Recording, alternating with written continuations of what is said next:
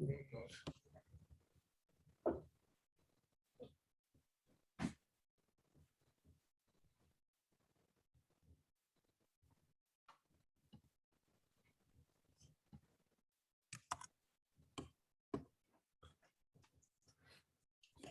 right.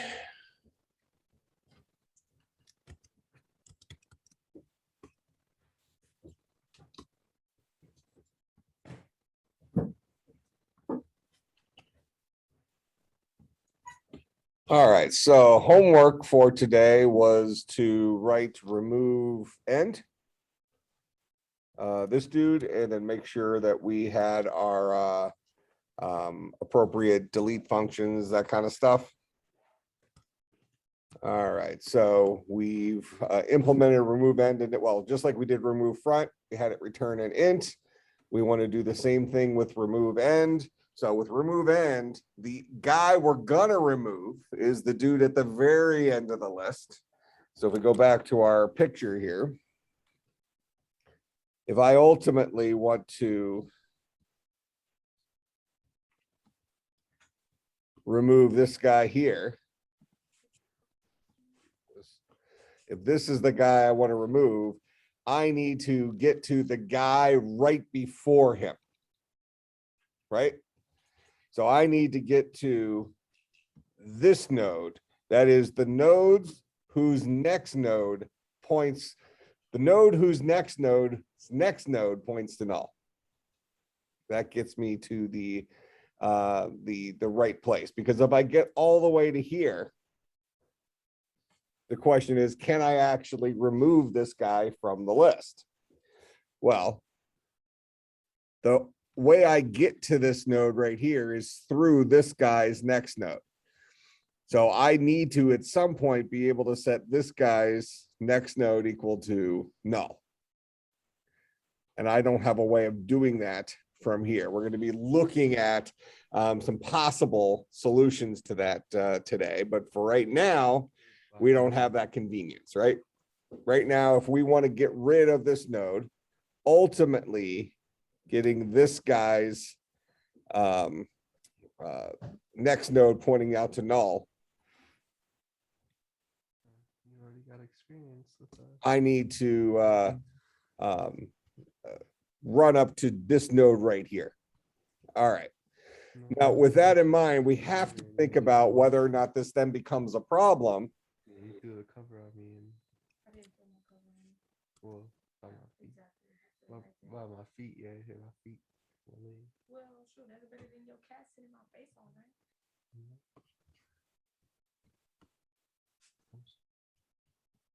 All right, so this guy becomes a problem if we only have a one list, for example. So let's say I want to remove end from, let's say this is my entire list right here. If I want to remove end from the one list, to look for the node whose next node is null is not going to fly for me. Because if my entire list looks like just this guy right here, I can start at the first element and I can say, does this guy's next node point to null? I'm going to get an error. I'm going to get in C++, I'll get what's called a segmentation fault, because this guy doesn't have a next node. So when I try to ask if null's next node is pointing nowhere, I'm going to get an error. All right, so this is not going to work for a one list. Okay, what about a two list?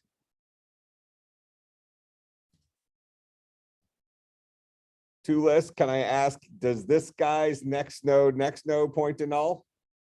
It'll work for that. All right, so I kind of have a special case with a one list. That is, if head's next node, if head is not equal to null and head's next node points to null, then I'm going to basically make this an empty list, right? So I have some special cases I have to deal with here. So let's handle our special case first. So inside remove end, we're going to ask the question, if this head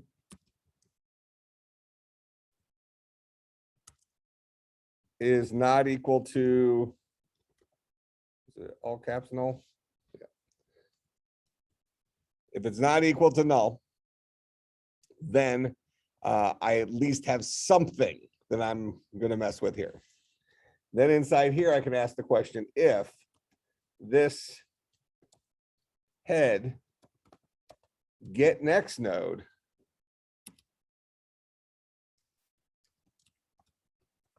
is equal to null. That means I'm looking at a one list. Now, I could potentially ask this question differently, right? I could write a function that gives me the count of my linked list and says, if the number of elements in the list is 1, then do this. I could write that function that just goes through and just keeps counting until I get to the end.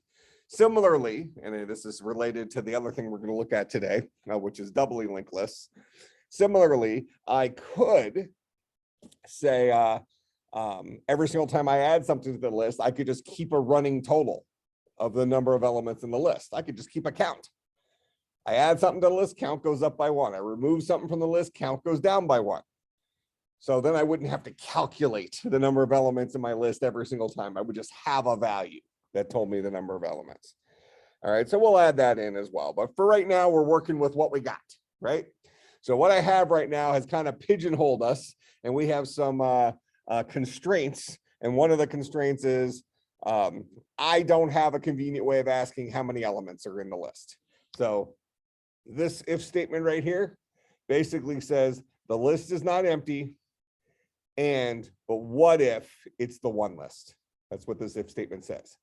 So if I'm in here, I am looking at a one list, which means that the guy I'm going to get rid of is the current guy. So I'll say int temp is equal to this head get payload. So that's the value I'm ultimately going to return. And I might move this here in a second. I might define temp outside of this and do it in a different place. In fact, I think I will do that. I'm going to say int temp like that. And then I'll just set temp equal to the value in here. That way I'm only going to return temp once. All right, so I'll remember the integer that I'm working with here. Then I'm going to go ahead and I'm going to say this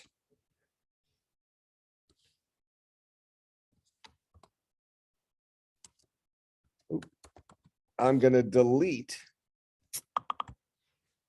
the address that is currently stored inside of head after I've preserved the value.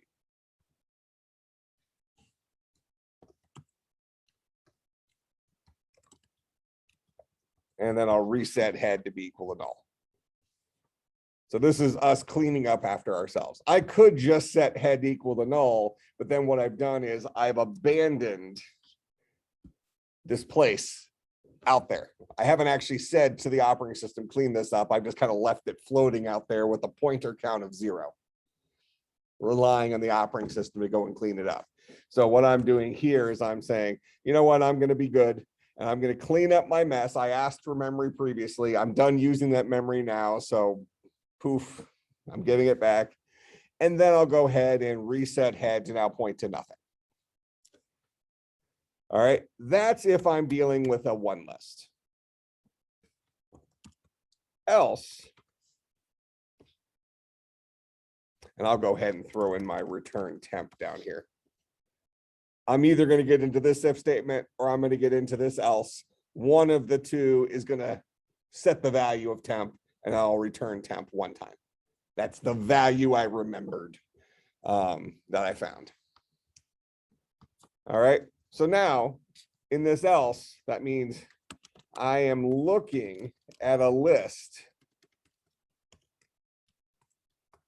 with at least 2 elements in it. Make sense?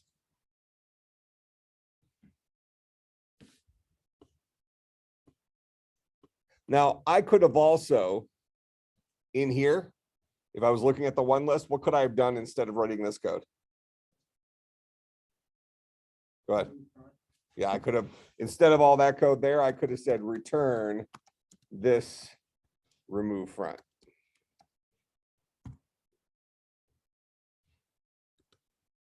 That would have accomplished it as well. Why reinvent the wheel? Because effectively I did just remove front. Make sense? Okay, so in this else, I'm looking at a list with at least 2 elements in it.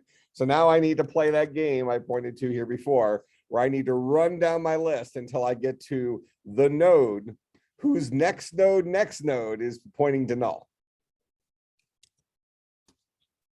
So I'll create a node pointer per node, and we'll start this guy off at head. And then we'll say while cur node get next node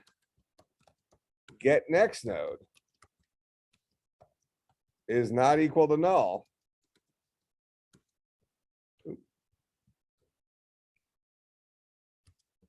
Then what am I going to do? I'm going to set cur node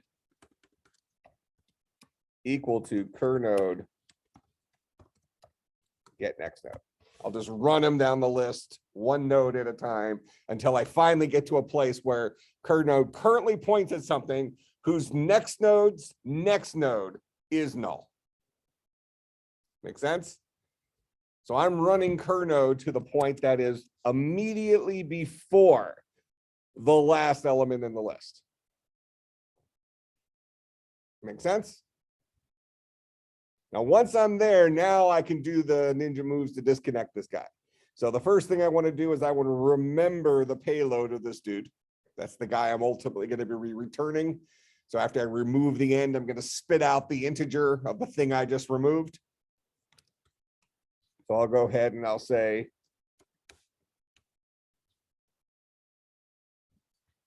temp is equal to cur node get next node get payload. Cur nodes, next nodes, payload. If cur node is here, the value that's going to be returned is this guy's next node's payload. Make sense? All right, so I'll preserve that value. And notice here inside of this, oh, actually, because of the way I've written it now, because I returned this remove front, I'll go ahead and get rid of that temp there. And we'll say it temp here. Ultimately, the same stuff is happening. Just before I was handling the temp value in one of those 2 places, where now I'm just immediately returning whatever remove front did. Go ahead and return that value. So now I'm completely dealing with temp just inside of here. This particular function's in charge of going and getting that value that's the payload of the very last node before I actually disconnect everything. All right, so I'll preserve the value of temp. I don't want to return yet, because remember, return makes a function immediately end. I still have some stuff to do before I do that. So I've just remembered the value I'm going to return. I'll ultimately return it, but in between, now I need to do some stuff. So the stuff I want to do is I want to delete this memory, first of all. So I'm going to delete cur node get next node. I'm going to delete that memory address. So that will do that. And then I'm going to explicitly, now remember, this guy still points to an actual memory address. There's just nothing at that memory address. We've told the operating system to wipe it out and mark it as available to hand out to somebody else. So because of that, I don't want this guy to point to this place that is now available for something else. So I want to now disconnect it so it points nowhere. So I'll set cur nodes, set next node, to null.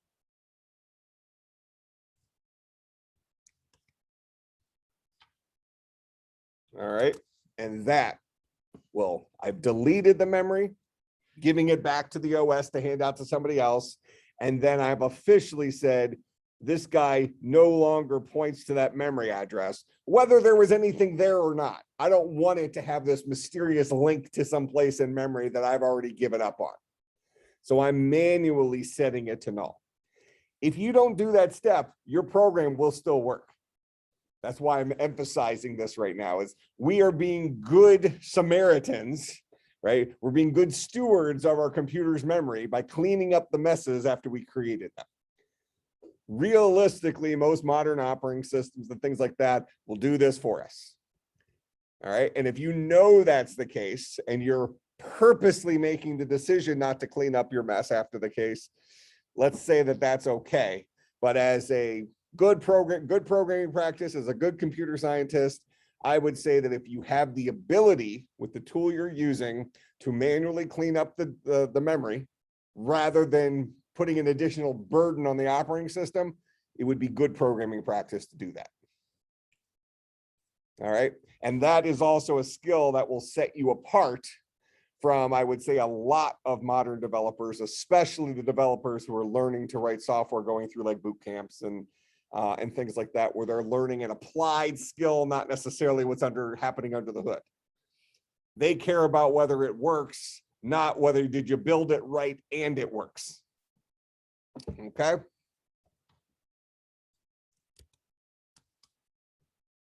So we're going to return a value here, temp.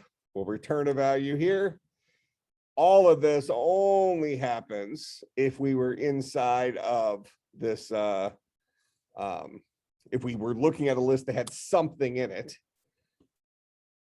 So I think we had done this in remove front, and I put a little error message out or something like that, saying that you can't do this to the empty list. Yeah, this guy.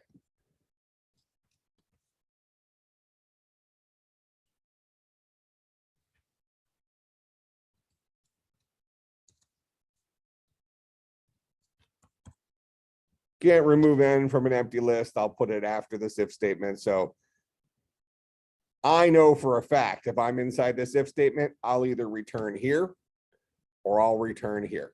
I'll never get to this part. So that means if I got to this part, I'm dealing with the empty list. If you happen to prefer to put stuff inside of else's like this to really drive the point home that I'm either going to do this or I'm going to do this, rather than just relying on how you understand spill through logic will work. Spill through logic says that a return statement makes a method immediately end. So inside of this if, I will either hit that return or I will hit that return, which means I will never get to this line or this line if I got inside this if. But if you prefer to always have an else associated with your if just for completeness, that's fine. It's not going to hurt anything. So you can say, I'm either going to do this or I'm going to do this. So we'll do a little error message saying, hey, you can't remove something from the, you can't try to remove the end from something that doesn't have anything.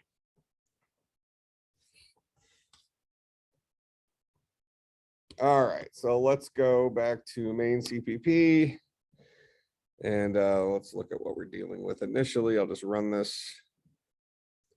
So we have a 32131. So let's do an LL remove end LL display, and that should get rid of that 31. So there's it with it removed. And if I wanted to do a C out here, showing that 31 did come off the list, there's my 31.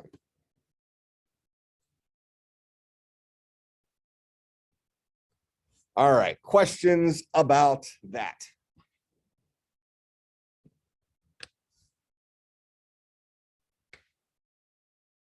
Okay, so that completes the homework assignment, right? All right, so now let's look at some things that, before we go to the next step, The next step is kind of the more complex ninja move, and that is adding and removing somewhere in the middle of the list. That's when you get into this picture here and you have to start performing some surgery. You know, you're hooking up a lot of things, kind of maintaining stuff. You're like, here, hold this. And then you're saying, okay, this guy hooks to this guy and this guy hooks back to this guy. And then we finally remove the thing we're trying to get out. Not really any more difficult things, just more of the same kind of thing. So we got to do a little bit more playing. But before we do that, let's upgrade our linked list one level and make it maybe a little bit more convenient for us. So we're going to look at a doubly linked list. So I'm going to steal this, paste it here. So we're going to call this a doubly linked list. And what's nice about a doubly linked list is each node not only knows about his next node, he also knows about the guy that came before him. So we can go backwards and forwards. So we can see that even this example we just did today, that would have been nice. Just quickly zip to the end and then say, okay, I need to know about the dude right before this dude. Asking about his previous node, that'd be pretty handy. All right, so every one of these nodes knows about the guy that comes before him.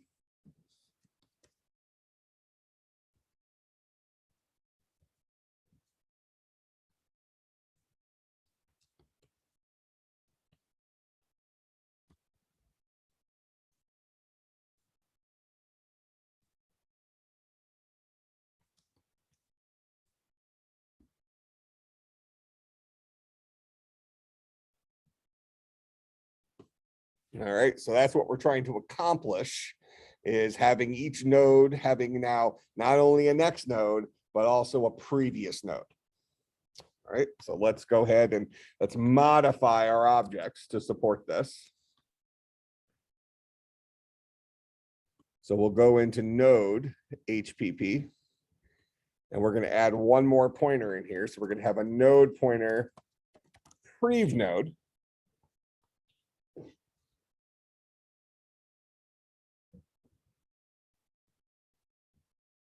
And then we're going to go ahead and have a node pointer. I'll put it after those two. Node pointer get prev node.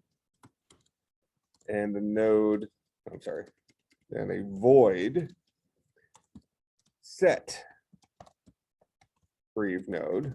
And he'll take in a node pointer that we're setting.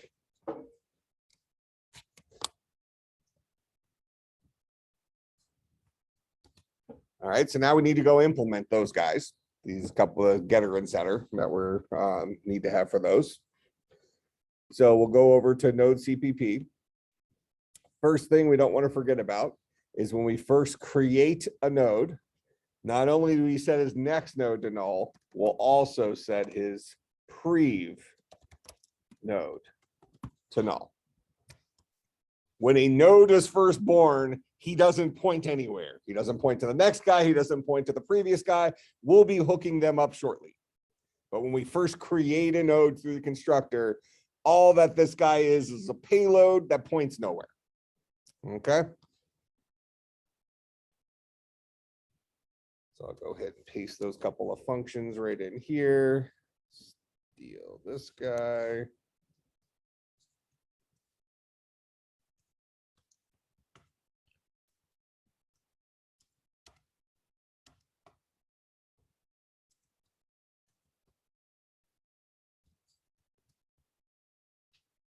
Okay. Get prev node is going to return this prev node. Set prev node is going to return, sorry. It's going to set this prev node equal to whatever node was passed in. So we just created one more field and created a getter and setter for that field. All right, now we need to make sure we use that field. When we add something to the front, We need to make sure that we do the right thing with his prev node. Now, when we add to the front, do we actually need to change the previous node at all? The new guy's previous node, no. The old front of the list's previous node, yes. So if I add something, if I add a brand new node, let me just kind of steal a copy of this dude. If I'm adding him to the front of the list, not only do I make him point to this guy, I also need to make the previous head point to this guy. Make sense? So I have a little bit more hookup to do. So we go into our linked list and add front. We create our brand new node temp. We set temp's next node point to head. Great.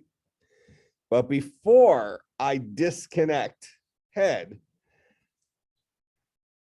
I want to set this.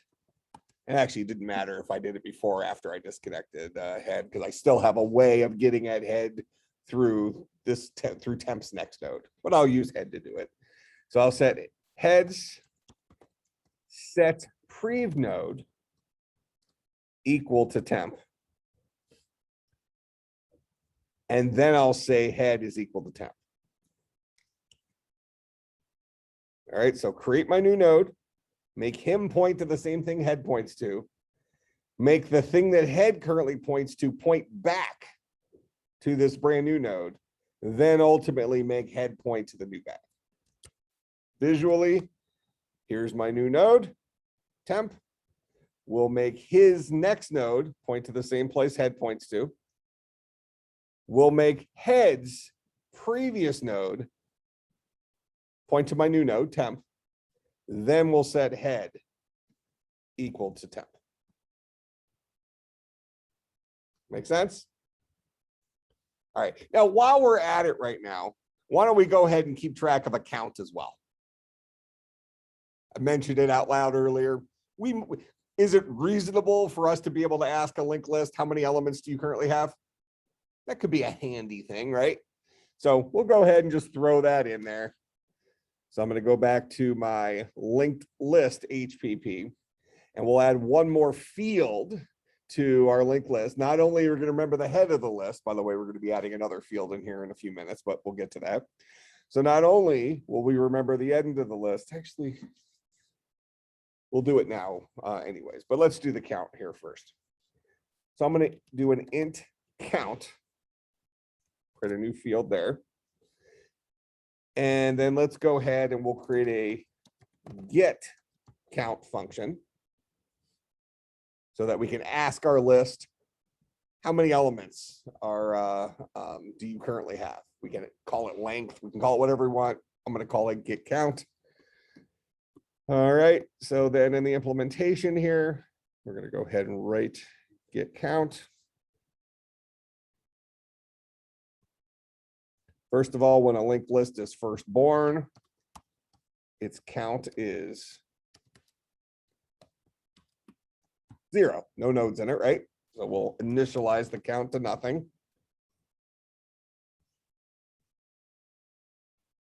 We'll go ahead and write our get count in here.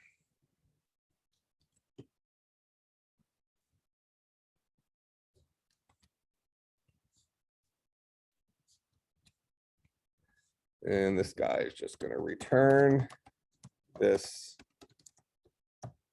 count. Presumably, we've done the right stuff with our adds and removes to modify count as necessary so that when we return the current count, it's always returning the current number of elements in the list.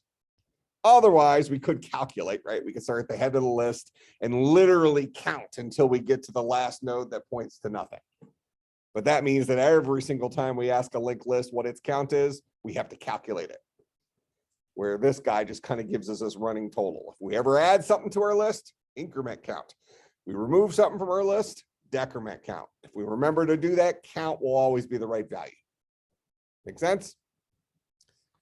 So let's go ahead, since we just modified our add front.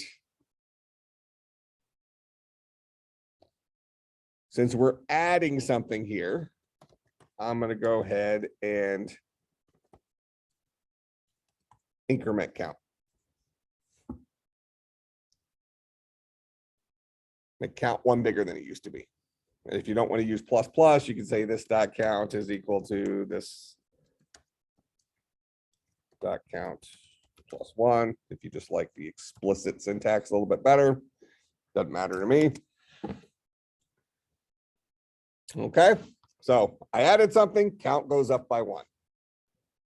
If I'm going to remove something, count goes down by one. Make sure you do it before the return statement.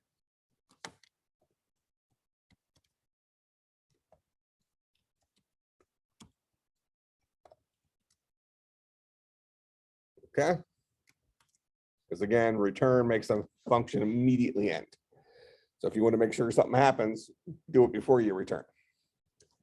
All right. I didn't put it up here though, because this is our error message that says, look, I didn't actually remove anything. I told you couldn't remove anything, but you do want to be careful that you don't just blindly say count minus minus up here.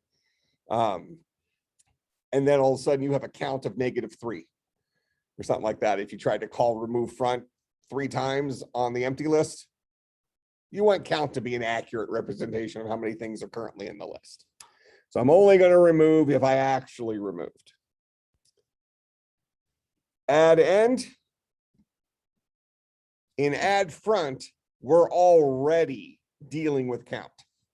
So I'm only going to deal with count inside my else here, where I'll say this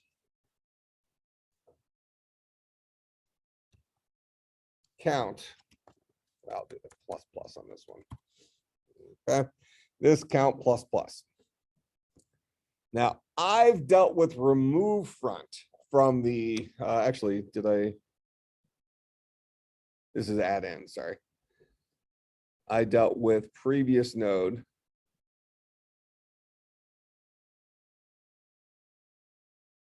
Okay, I haven't done for remove front, I did it for add front. So add front, we've already dealt with our previous node stuff. So now for remove front, we need to go ahead and do the same thing with our previous node. So when we remove front, this is the guy we're going to remove. That didn't change. We'll go ahead and temporarily get access to that temp. Now we'll point to the next node with head. Fine. We set temp's next node equal to null. Now it should already have a previous node. Temp should already have a previous node of null, right? Because his default value was a null. And presumably when we added him to the front, we didn't change his previous value. But we do need to change heads previous node to be null. Because the new head, when we're removing from the front in this picture, if we're removing this guy from the front and this dude becomes the new head of the list, we need to make sure that he no longer points back to that old node. So we set his previous node to null. Got it? So that's what we're doing here. Where here's the head of the list. Update the head to be the next node. Set the previous head of the list next node to null, which will disconnect him from here. That does that. I'll go ahead and leave this here for now. Then set head's previous node to null. That's the guy that does this part. Fully disconnects it. Then we can go ahead and delete temp.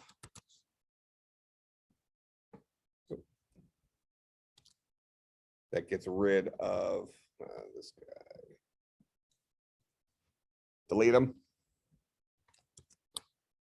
And then we'll return the value to return, which was the payload that used to be at head. Noticing here that we did remove something, so we are decrementing our count. All right, good with that? All right, so now for add end and remove end.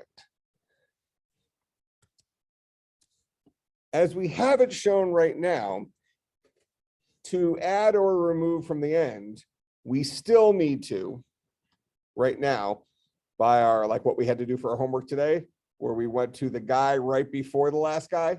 Now we can actually run all the way to the last guy because we can get to the dude right before him, right?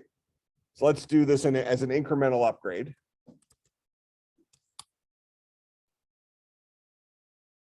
So I'm going to do remove end first. Actually, we'll do add end first. That's fine. But we're actually going to rewrite these a second time today using another new trick. Okay, but we'll write it the first time first. We'll upgrade it a little bit. So when we add something to the end, we're going to ask ourselves, well, if we're looking at the empty list, let's just call add front. Already wrote it. Otherwise, we are going to create a new node.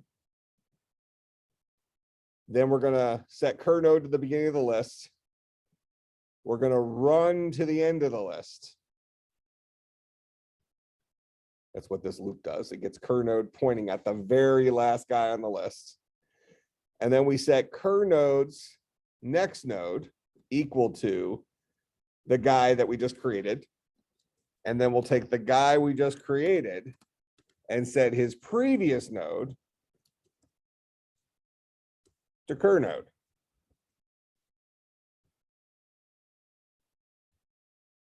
That make sense? Create the new node. I'll steal this guy.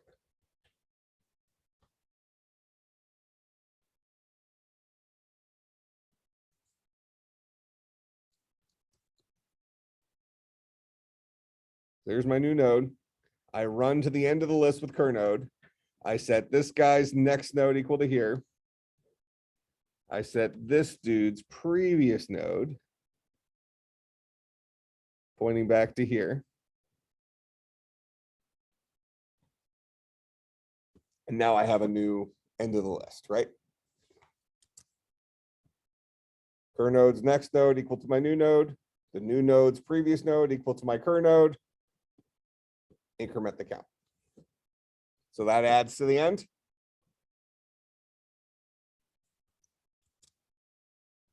All right, so we just had to do one little extra thing to make the new end point back to the dude right before him.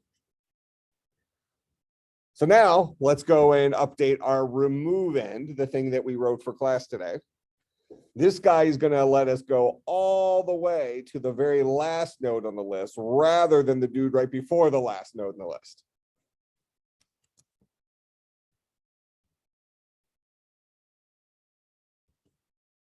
So now this while loop, we set our cur node to the head. And now we can say, while cur node's next node is not equal to null. Because this loop runs cur node all the way to the very last node in our list. Then we'll go ahead and say temp is equal to cur node's payload. The last element in the list, the thing we're removing. Then we'll go ahead and delete the pointer associated with cur node. But before I do that, I need to go ahead and disconnect cur node from the previous guy. There's my last dude in the list, this guy right here. I'm removing him. I need to make this dude's next node point nowhere, and I need to make this dude's previous node point nowhere. I need to make that disconnect.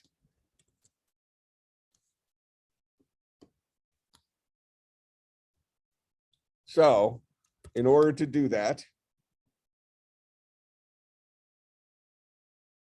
the order is very important. I'm going to go to cur nodes, get previous node, set next node to null.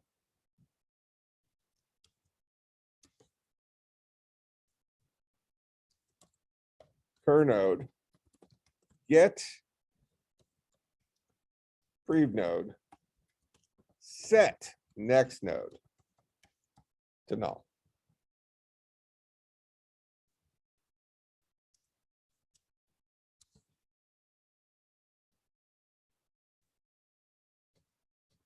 So this is cur node right now. So cur node get prev node, which is this dude, set next node to null. Finally, I want to set cur node's previous node to null.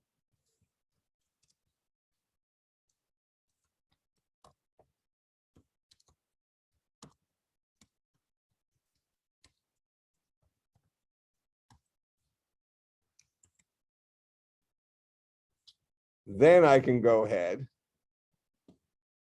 and delete my cur node. And I already did that part.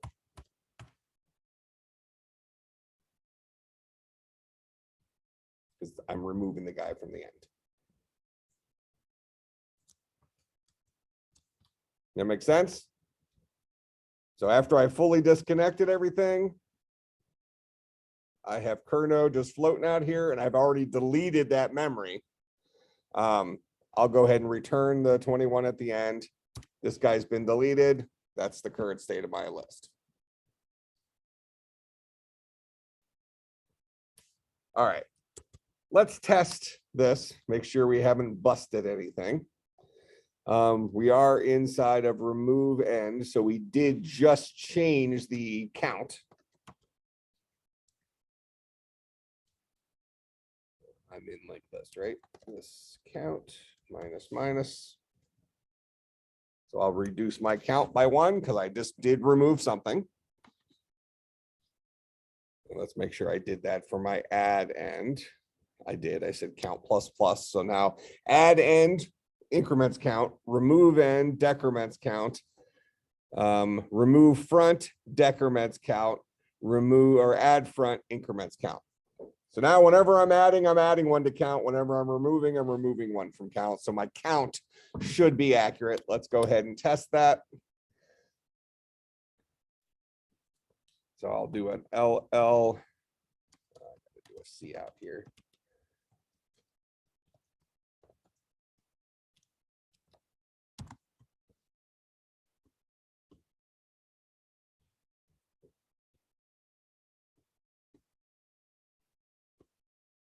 Row.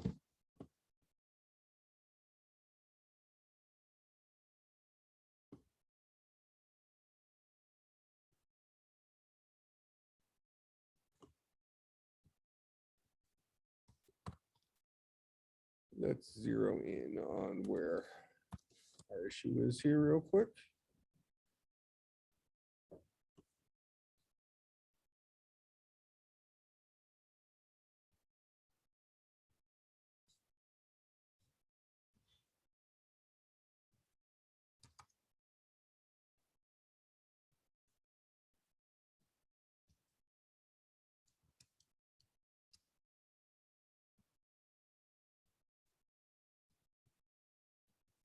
This should be the empty list.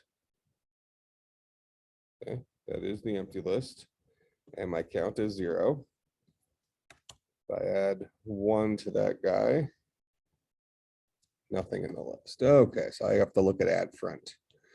We have created a bug in add front.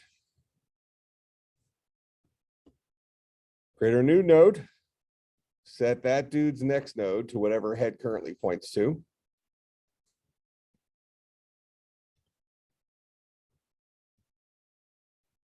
Oh, the issue here is that now we make the assumption that head has a previous node when it might not necessarily have a previous node. So if head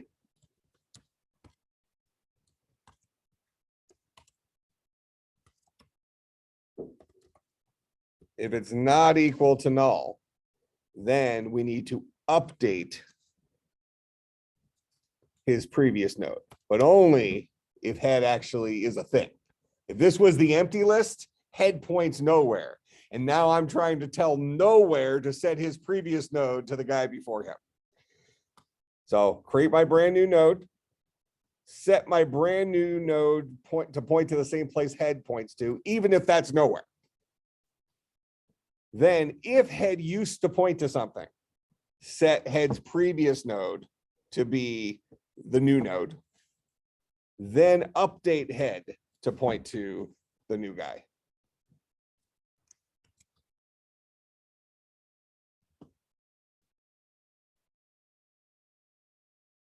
All right, so there's our list with stuff in it now.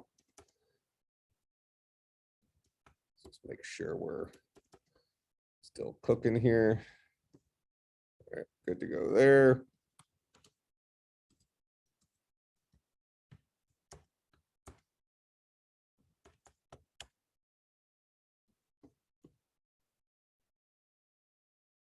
All right, so in the end, our list had 3 elements left. There's my count of 3.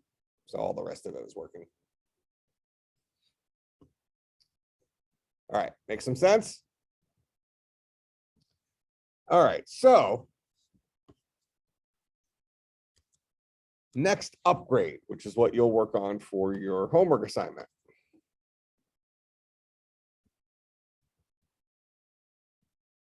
Wouldn't it be nice if we didn't just keep track of the head of our list,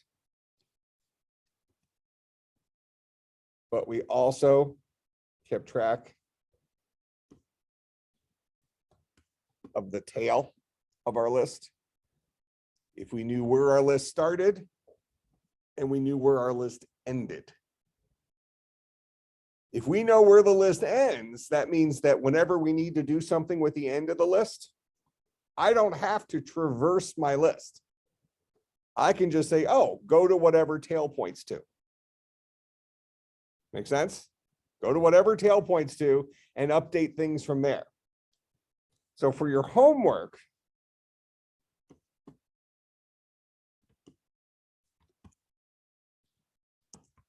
add a tail pointer to our linked list and update all methods to utilize, here I'll say add tail pointer to our linked list, which always points to the end of the list. Update all methods to utilize tail instead of traversing our list from head to the end.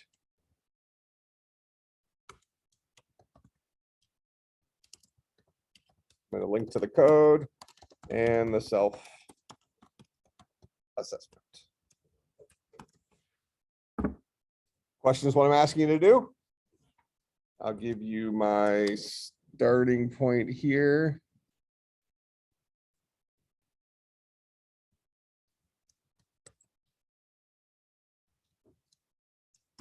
All right, I'll get that up on Blackboard and upload the video, and I'll see everybody on Friday.